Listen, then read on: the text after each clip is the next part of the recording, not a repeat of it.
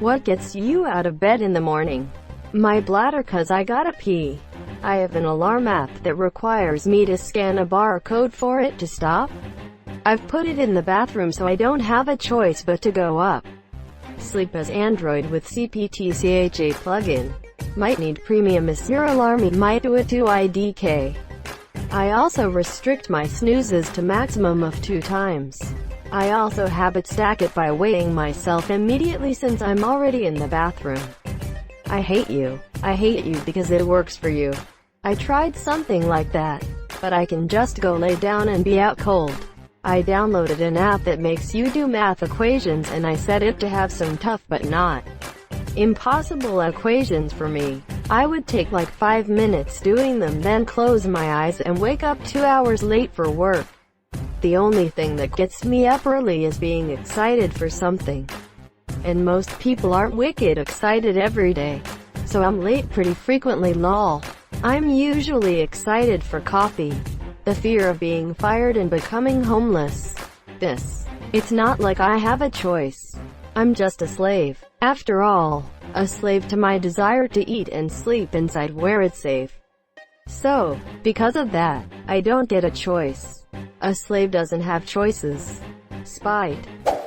I lay 6 strips of bacon on a George Foreman grill beside my bed.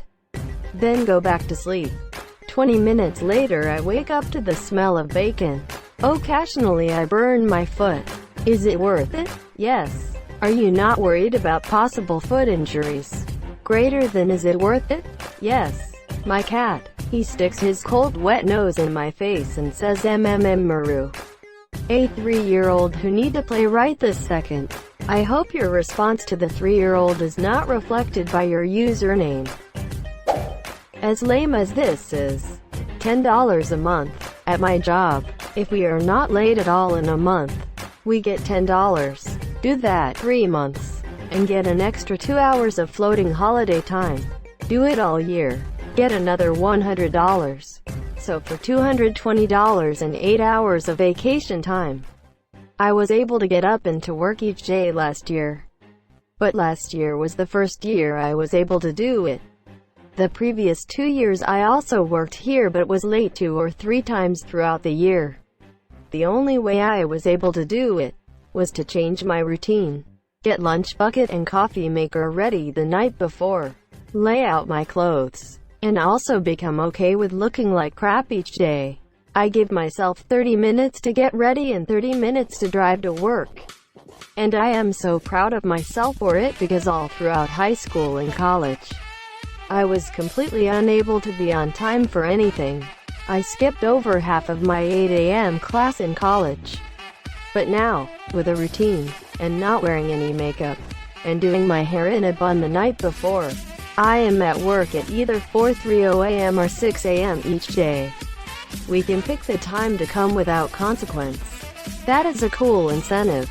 But isn't it flawed? If you are late week number 1, then you'll say fuck it, I already failed, and just be late from then on. OBVs, if you're continually late you're gonna get written up. It feels like life is nothing but work and fleeting satisfaction until you die. And then that's it. I don't have any dependents or any pets that rely on my support to survive. I don't care for exuberant wealth or fame or the hoarding of material things. I'm interested to know what makes you feel like you have a purpose and that the things that you do matter. But why do you want a purpose? We don't demand that from anything else in existence. They're there because they're there. The earth rotates and the sun shines and the bird sings. All cause that's their nature. Why do you dissociate yourself from rest of being, and demand that you be given a purpose to be? Isn't that insane? You are not separate from the universe. You are the universe as experienced from your body's perspective. You don't need a reason to be. You are, just by being you, fulfilling your purpose. Just like everything else in existence is. I agree that we do as we do because that is the nature of being. Yet I'm finding that, if I had the option to have a non-participatory role in the universe, if I could affect nothing, and nothing could affect me, I would be happy. I don't want to slog in and out of work and temporary pleasure for years and years to come. I see no ultimate universal point for one to do this or that. It all feels so meaningless and futile. We will all be lost to time and nothing, and no one will remember us. Why go to work tomorrow if this is so? Why eat dinner or fill up your car with gas? Habit. I don't. I stay awake until maybe 6 a.m. and wake up at 3 p.m. Your quarantine messed up my sleeping schedule. Send help PLZ.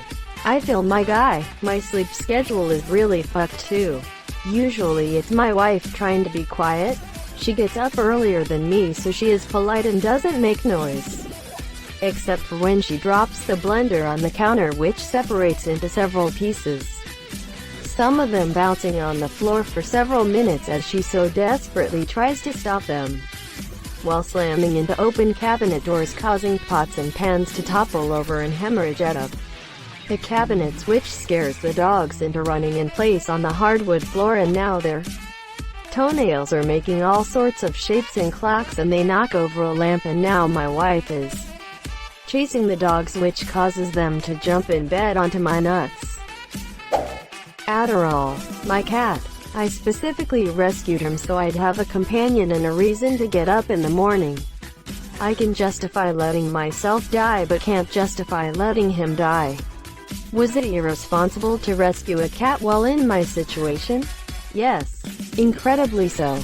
But after 3 months in bed isolating myself from my life, and a month in mental hospital before that due to 2 suicide attempts, I wanted to finally be with a cat companion like I'd yearned for 2 years. I'm doing better now. COVID aside, he's been in my life for 2 months and I'm resolved to give him the best life I can. Which means giving me the best life I can. I'm glad things are going better for you. Stay strong. The fact that I have a better chance of being hit by a bus if I get out of bed than if I lay there.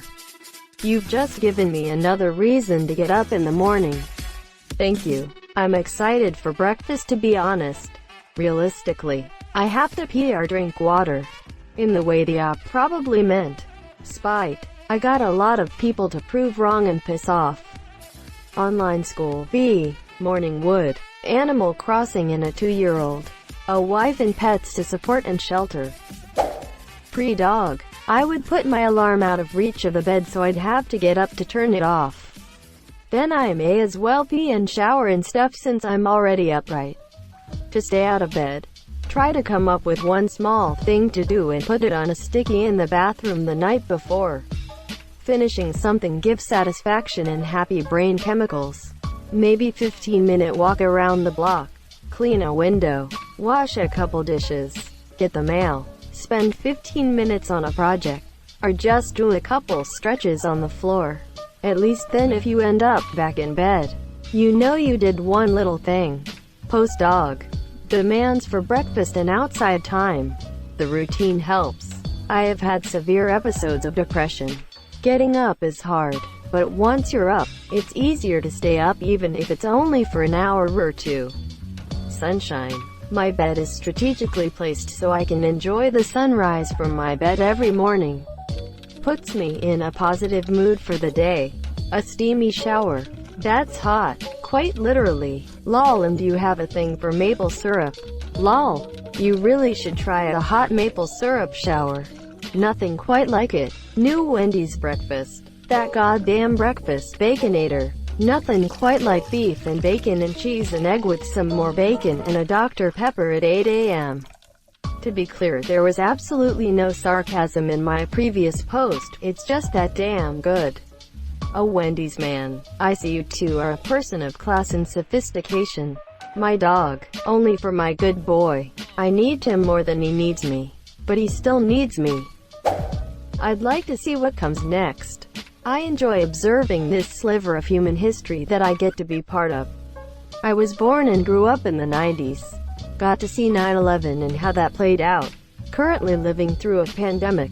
Might see American Civil War too. There's the whole atmospheric pollution thing we have to stop doing. We'll see how well that goes. Technology is advancing more rapidly than ever and that trend is expected to continue. Point being, I live for observing history in real time. I like watching out for those big events that will be remembered. I don't really give that much of a fuck about my own life. In the sense that I don't want to have a social life, not as in I want to be dead. I have no suicidal thoughts for anyone worried about what I just said. I'm poorly trying to say I don't care what I do in life as long as I keep living in comfort. Which I am sure have a job that pays bills and entertainment and allows me to save. That keeps me content, lets me keep observing the news, which is basically all I care about for some reason. I just want to experience the handful of decades that I've got. That's it, just experience it. And my kitty, the dog, I started setting the coffee the night before. So coffee. My work has been making us take our temperature when we come in for our shift. Some greasy old guy rubs a surface thermometer across your forehead and clears you to work. But if I go in early enough, I don't have to talk to him and I can use my own oral thermometer. So the thought of avoiding people and shirking human interaction is what gets me out of bed. The fact that the world will keep on turning with or without you. So you may as well make the most of it. Time will keep moving forward, and if you're feeling down one day, just know that there's a new day coming for things to be awesome again. Honestly, if having a real shit day and I have gotten of all my responsibilities done, then I go to bed so the day can be over and start anew the next. Very rarely have I had 2 horrible days in a row. Somebody's got to wake up and be an awesome sexy motherfucker. Winning since Charlie Sheen is over 50 with lousy medical now. Might as well be me. The exuberant German Shepherd bitch I share my life with, who absolutely needs her breakfast on time. Or so she believes. My imaginary girlfriend, my crying infant, need my caffeine hit, have enough reserve power to get to the machine, and that's it. This is why you have the machine next to the bed. Lol, I might try this. Every Thursday, my workplace gives us free bagels. And I get the same thing every time. And it's with the promise of a bagel that day that I wake up out of bed and go to work with a smile. Because it's all I have to keep me happy at this point besides Sprite. Lately, just getting tired of lying there lol. Combination of my dog and needing to pee. Mostly the dog though. She'll literally climb in my bed, squeeze between me and the wall.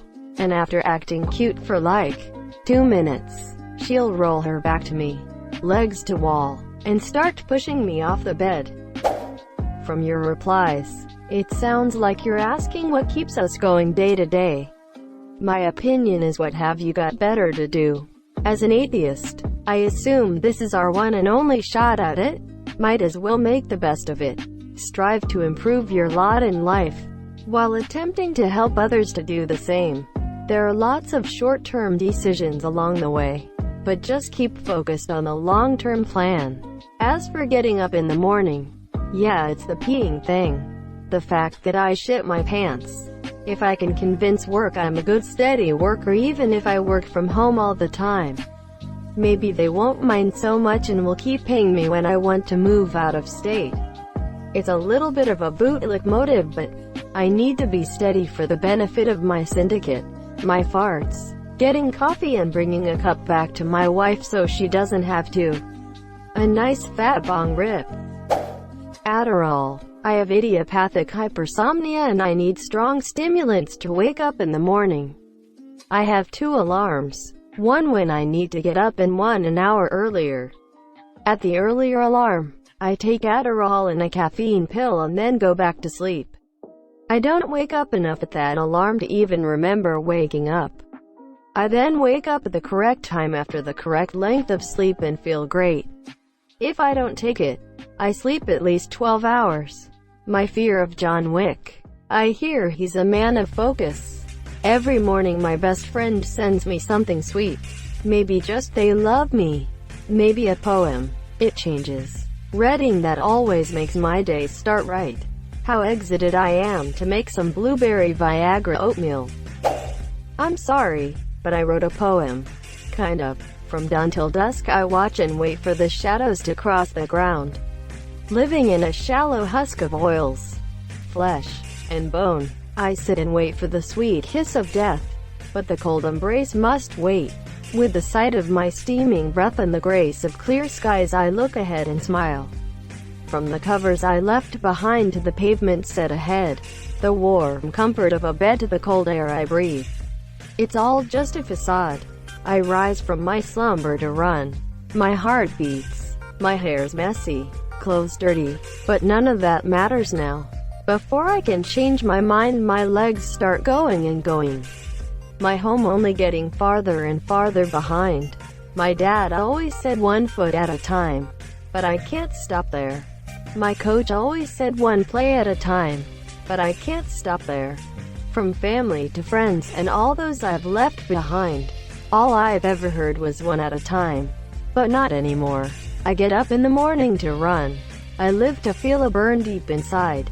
I live for my insides to churn as my lungs can't keep up with my speed. As the sun starts to rise, my throat grows into a large clump that falls from down and crushes. What little spirit I had. I know that no matter how far I run, I can't keep going. I have to go back. I wake every morning in the slight hope of escape, the shred of freedom that comes with leaving it all behind. Through the slow, grueling day, I know that in the end, after the sweet embrace of rest, I wake, step outside, take a deep burning breath, and step once, then twice. Little by little I taste my freedom, and prepare for what's to come. Beautiful. Thank you. It's really long, so nobody will read it, but I wanted to express my feelings, but I still don't think that justified them, monsieur. I relate to this on so many levels. It's a great poem, man. Thank you. I felt like it was a bit long and all over the place. I just didn't know how to express how I felt, and that was my solution. Thank you so much for watching and have a good day.